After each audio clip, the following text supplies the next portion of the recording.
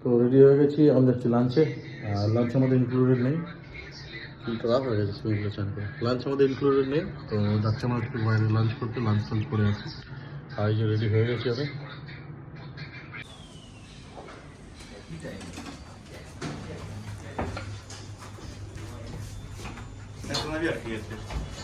Up and down? No, it's down. Oh my goodness. Oh no, I made a mistake. No, I'm not making It's going up.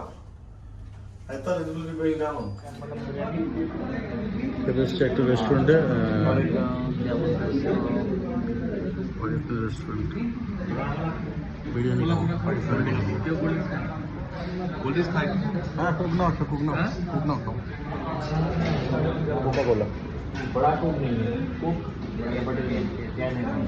এখানে একটা জিনিস দেখা, একটা টেবিলে কাউকে ডাকতে হলে কীভাবে ডাকতে হবে, ভালো জিনিসটা বেশ। একটা বাটন আছে কল লেখা, এটা টিপলেই ট্যাঙ্ক করে আওয়াজ হবে, ওখান থেকে কেউ না কেউ চলে আসবে, ভালো জিনিস। বাকি যে রাস্তা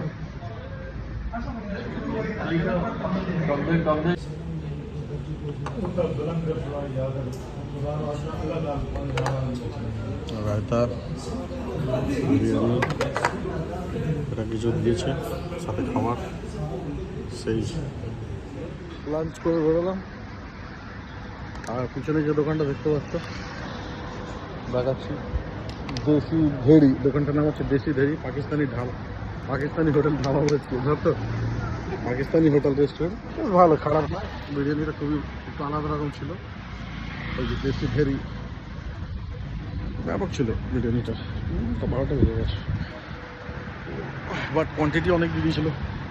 তো আবার খাওয়া তো বাস নেই, বাট জোর করে খেলাম পয়সা দিয়ে।